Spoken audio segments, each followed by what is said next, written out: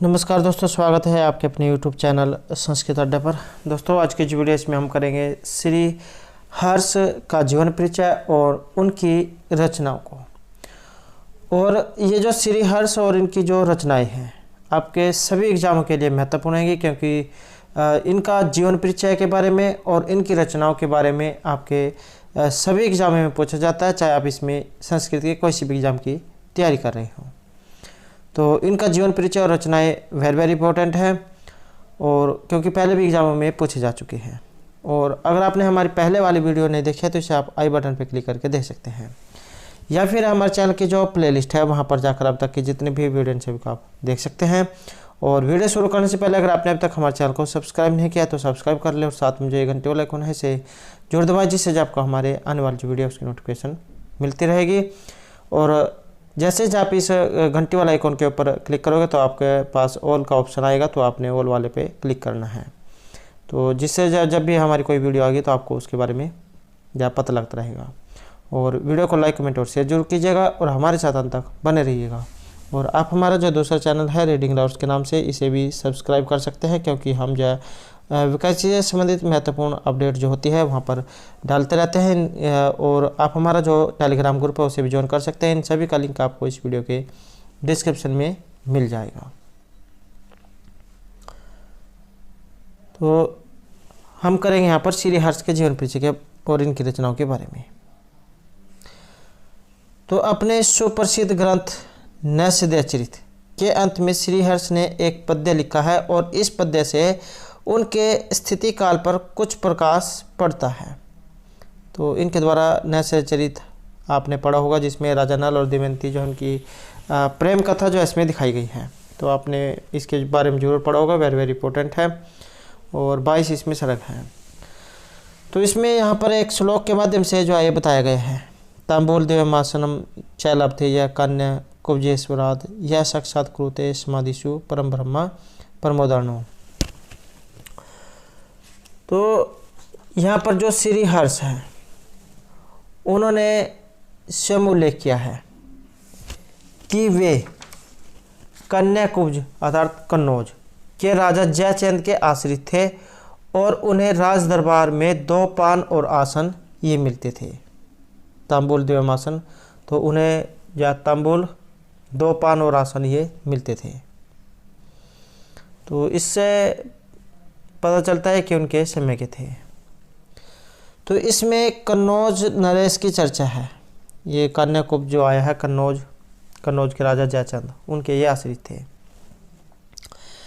और ये कन्नौज जो नरेश है ये कौन थे निश्चित रूपेण नहीं कहा जा सकता। इतिहास में जयचंद के वंशज राजपूत गढ़वाल कहलाते थे, और इस वंश का 11वीं और 12वीं सदी में उत्तर भारत में अधिक प्रचार और प्रसार था। और सुना जाता है कि बाद में इन्होंने काशी में अपना राजनीति केंद्र बनाया था। इनके पिता का नाम विजय चंद्र था, और महाकवि श्री हर्ष के आश्रयदाता कन्नौज के नरेश जयचंद जाए प्रतीत होते हैं। अध्ययन का जो समय है ये 12वीं सदी का उत्तरार्ध माना जा सकता है।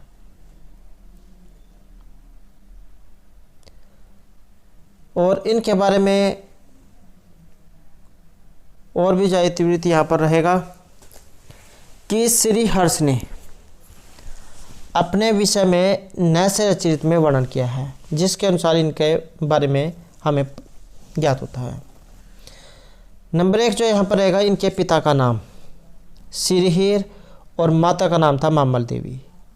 ये वेरी इंपॉर्टेंट जो है, क्योंकि एग्जाम में माता और पिता का नाम बहुत बार एग्जाम में देखने को मिला है, तो नाम आपने जरूर याद रखना है। इनके पिता का नाम हीर और माता का नाम मामल देवी। पिता गढ़वाल राजपूत नरेश विजय चंद्र की राजसभा में थे। और एक जनश्रुति के अनुसार श्री हर्ष के पिता हीर एक बार शास्त्रार्थ में किसी विद्वान से हार गए थे, और उन्हें यह आत्मग्लानि जीवन भर सताती रही। और अपने पिता की प्रेरणा से श्री हर्ष ने कठोर परिश्रम किया और वे विद्वान बन गए। उन्होंने शास्त्रार्थ में अपने पिता के प्रतिद्वंदी को हराया था। उसके बाद है नंबर 4 में श्रीहर्ष के ग्रंथ का कश्मीर में अत्यधिक आदर किया जाता है और अतः इनकी जन्मभूमि ये कश्मीर निश्चित होती है। नंबर रहेगा 5 काव्य प्रकाशकार मम्मट के ये भांजे बताए जाते हैं और ये आचार्य मम्मट इनका जीवन परिचय जो हमने पहले किया था, तो अगर आपने वो वाली वीडियो नहीं देखी है तो उसे आप हमारे चैनल की प्लेलिस्ट में जाकर देख सकते हैं। तो काव्य प्रकाश जो इन्होंने लिखा है उल्लासों में है और काव्य प्रकाशकार मम्मट के ये भांजे बताए जाते हैं, परंतु ऐतिहासिक प्रमाणों का विरोध होने से यह मान्य नहीं है। श्रीहर्ष एक महापंडित और तथा भाग्यवादी कवि थे और श्रीहर्ष ये शैव थे और इनके वैदिक मत अनुयायी थे। उन्होंने अपनी कविता का अभिमान था। आगे जो है स्तरीय विचार प्रकरण बताया गया है। नैषधीय चरित्र में इस ग्रंथ का उल्लेख प्राप्त होता है और इस ग्रंथ का विषय दर्शन होना चाहिए। विद्वान इस ग्रंथ में अनुमान के द्वारा क्षणिकवाद का निर्माण करते हैं। उसके बाद है विजय प्रशस्ति। तो जैसा कि यहाँ पर नाम जो है इससे ही हमें यहाँ पर ज्ञात हो जाता है, प्रतीत होता है कि इस ग्रंथ में जयचंद्र के पिता विजय चंद्र की विजय की प्रशंसा है और इस ग्रंथ का उल्लेख नैषधीयचरित 5.138 में है।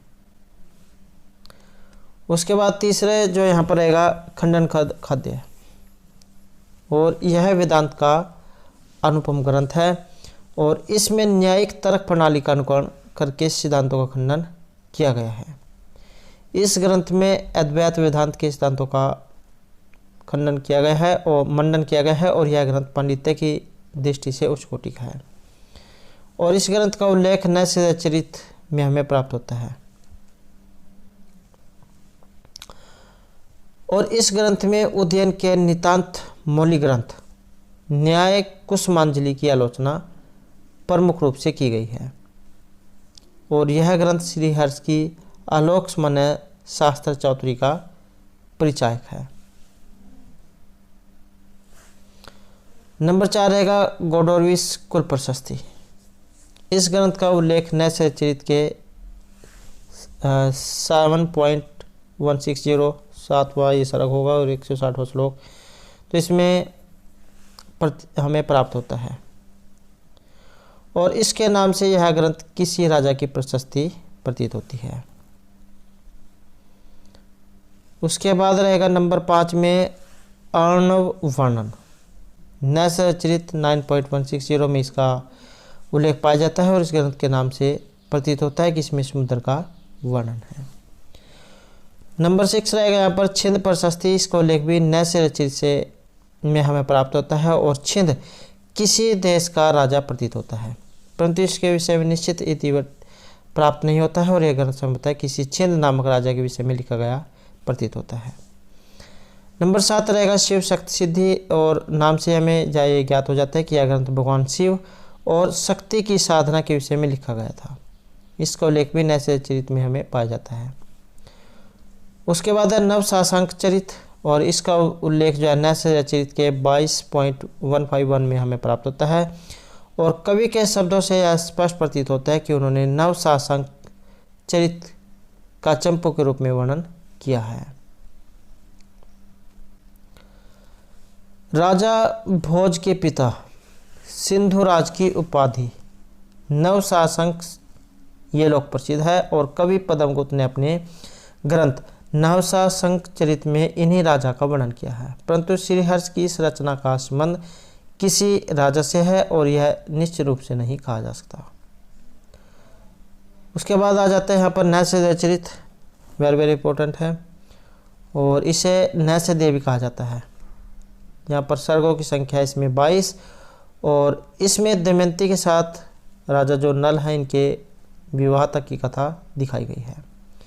इसके अंतिम सर्ग में दमयंती की प्रणय कल्पनाएं की गई हैं। यद्यपि कवि एक न्यायिक थे, तथापि उसने विवाह के विषय का वर्णन करने में काम शास्त्र को कविता का रूप दिया है और कवि में वर्णन की अद्भुत योग्यता है। उसने एक साधारण कथा को एक महाकाव्य के वर्णनीय विषय का रूप दे दिया है।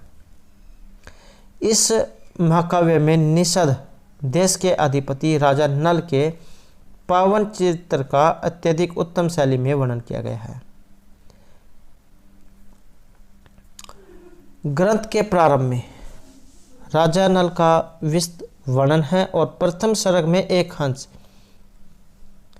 के सौंदर्य से आकृष्ट होकर राजा नल उन्हें पकड़ लेते हैं। राजा उस हंस को दमयंती के पास भेजते हैं, जहां पहुंचकर हंस दमयंती के समक्ष राजा जो नल है उनकी प्रशंसा करते हैं। दमयंती राजा भीम की कन्या है और भीम अपनी पुत्री के स्वयंवर का आयोजन करता है और इस स्वयंवर में इंद्र, वरुण आदि देवता भी पहुंचते हैं। ये राजा नल को त्रिशकर्णी विद्या के द्वारा महल में भेजते हैं, परंतु दमयंती देवताओं के प्रस्ताव को ठुकरा देती है। तब स्वयंवर में देवता लोग नल के वेश में उपस्थित होते हैं।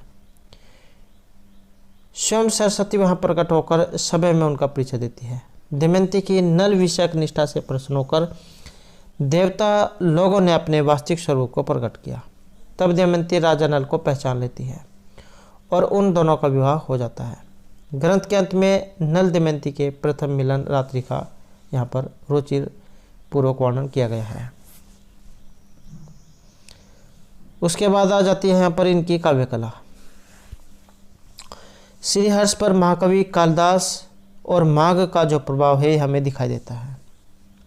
श्रीहर्ष की काव्य प्रतिभा अपूर्व है। उन्होंने लंबे लंबे 4 सर्गों में दमयंती का स्वयंवर वर्णन अत्यधिक रोचक शैली में किया है और यह सर्ग चतुष्टय स्वयं एक प्रशस्ति काव्य प्रतीत होता है। श्रीहर्ष के प्रभात वर्णन पर माघ का प्रभाव स्पष्ट दिखाई देता है, तद्यपि शैली में पर्याप्त अंतर है। श्रीहर्ष के वर्णन में अतिशयोक्ति का भव्य विन्यास है और नैसर्ग रचित एक गौरवमय काव्य है। कवि को अपने काव्य कौशल का पूर्णतः मान था, अतः उन्हें इसका अभिमान भी था और इस ग्रंथ में वेदज्ञ पांडित्य और कवि प्रतिभा का समन्वय प्राप्त होता है। श्रीहर्ष संस्कृत साहित्य के मूर्धन्य कवियों में से एक है। इनका नैसर्ग रचित महाकाव्य ही उनके गुण गौरव और विद्वता का आकार है। पांडित्य प्रदर्शन और व्युत्पत्ति में श्रीहर्ष ने सभी महाकाव्यों को पीछे छोड़ दिया है। श्रीहर्ष के ग्रंथ में एक और भाषा सौंदर्य है तो दूसरी ओर भाव सौष्ठव है, वहीं एक और पद लालित्य है तो दूसरी ओर स्वर माधुर्य है। उनके काव्य में शैली की विचित्रता अवलोकनीय है और एक और घोड़ी शैली है तो दूसरी ओर वैदर्भी शैली है।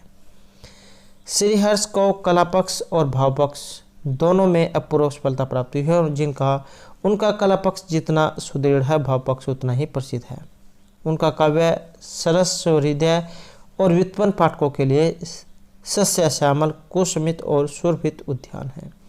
उन्होंने कालिदास से कल्पना, भारवी से अर्थगौरव और माघ से पांडित्य लिया है। एग्जाम में यह भी क्वेश्चन पूछ जाता है, कालिदास को किसके लिए जाना जाता है? कालिदास को उपमा के लिए, भारवी को अर्थगौरव के लिए और दंडी का पदलालित्य और माघ में ये तीनों गुण पाए जाते हैं। श्रीहर्ष में भाव अभिव्यक्ति की अपूर्व शक्ति है। उनकी कल्पना की ऊंची उड़ान भावों को मनोरम और सुकुमार बना देती है। उनकी भाषा में प्रौढ़ता के साथ साथ परिष्कार भी है और उनमें दुरूह भावनाओं की अभिव्यक्ति की अपूर्व शक्ति है। श्रीहर्ष की भाषा प्रांजल, प्रभावयुक्त और लयात्मक है और श्रीहर्ष के काव्य में अलंकारों की झड़ी लगी हुई है। उनके प्रिय अलंकार उपमा और उत्प्रेक्षा है। श्लेष की पराकाष्ठा नैसर्गचरित, ये जो 13वां जो सर्ग है इसका 24 श्लोक इसमें दृष्टिगोचर होती है। इसमें एक ही पद्य में पंचनली का पृथक पृथक वर्णन एकाकार शब्दावली में किया गया है और इन अलंकारों की छठा कविता बड़ी सुंदर हो गई है। प्रकृति का जो वर्णन है यहाँ पर एक ये श्लोक के माध्यम से दिखाया गया है। उनका जो प्रिय रस यह है श्रृंगार, और उन्होंने अपने महाकाव्य को श्रृंगार अमृतसित कहा है। इस काव्य में श्रृंगार का संभार इतना अधिक है कि इनके स्थलों पर नग्नता भी दृष्टिगोचर होती है। और श्रीहर्ष का काव्य जगत असीम है, उनके शब्द और भावों का भंडार कल्पना और अनुमान की परिधि से परे है। नैषधीय चरित्र की रचना काशी में हुई थी, अतः कवि का काशी के प्रति विशेष अनुराग है। और श्रीहर्ष उन सुधीजनों के सम्मान को अपने काव्य की प्रतिष्ठा स्वीकार करते हैं जो इस काव्य की उक्तियों के मर्म को समझते हैं। स्वयं कवि ने स्वीकार किया है कि इसके भीतर स्थान स्थान पर इन्होंने ग्रंथि रख दिया है। अतः पंडित मन्ने लोग इस काव्य के साथ खिलवाड़ न करें, इससे स्पष्ट है कि यह काव्य विद्वत बोध्य है। अतः आलोचकों ने उचित ही कहा है, तावत भारवी भाति यावत मागस्य न उदय है उदित नैषधीय काव्य का माघ काव्य चाहे भारवी, कि तावत भारवी भाति कि ये जो महर्षि भारवी और माघ ये तब तक ही चमकते हैं जब तक श्रीहर्ष का नैषधीय चरित्र का उदय नहीं होता है। जब ये आ जाता है तब न तो माघ दिखाई देते हैं और न ही भारवी। इसके विपरीत आधुनिक काव्य शास्त्री इसे सामान्य कोटि की रचना मानते हैं। उनके अनुसार इसमें कृत्रिमता अधिक है और काव्य गुणों का भाव है, परंतु वास्तविकता है कि श्रीहर्ष में उच्च कोटि की काव्य प्रतिभा है और श्रीहर्ष अलंकृत शैली के सर्वश्रेष्ठ काव्य रचिता है। संध्या काल को लालिमा पर कवि ने एक साथ ही अनेक चमत्कारिणी कल्पनाएं प्रस्तुत की हैं। तो ये श्लोक के माध्यम से यहाँ पर दिखाया गया है। नैषध काव्य एक विशाल सुसज्जित प्रसाद के समान है। एक होता है प्रसाद, खाने वाला प्रसाद, और एक होता है महल। तो यहाँ पर महल जो है उसके समान दिखाया गया है। नैषध काव्य एक विशाल सुसज्जित, जिस प्रकार एक भवन जो होता है वो जब उसे सजाया जाता है तो वो सुंदर लगता है, तो इस प्रकार से यहाँ पर नैषध चीज के बारे में बताया गया है कि नैषध काव्य एक विशाल सुसज्जित प्रासाद के समान है। और श्रीहर्ष अपने अलौकिक पांडित्य के लिए जितने प्रसिद्ध हैं उतने ही वे अपने प्राकृष्ट प्रतिभा तथा विलक्षण वर्णन चातुर्य के लिए विख्यात है। पंडित तथा आलोचक नैषध काव्य की पांडित्य में उपमाओं पर, रमणीय रूपकों पर और हृदय आवर्जक श्लेषों पर अत्यधिक रिश्ते हैं। इसलिए यहाँ पर एक पंक्ति के माध्यम से कहा गया है, नैषध विद्यो औषधम। नैषधीय चरित्र जो है ये विद्वानों के लिए औषधि का काम करता है। तो नैषध विद्यो औषधम। तो दोस्तों ये थे हमारा आज का यहाँ पर श्रीहर्ष का जीवन परिचय और इनकी रचनाओं से संबंधित कुछ महत्वपूर्ण जानकारी जो आपके आगे आने वाले एग्जाम के लिए महत्वपूर्ण रहेंगी। और दोस्तों अगर आपने अब तक हमारे चैनल को सब्सक्राइब नहीं किया तो सब्सक्राइब कर ले और हमारे साथ अंत बनने के लिए धन्यवाद।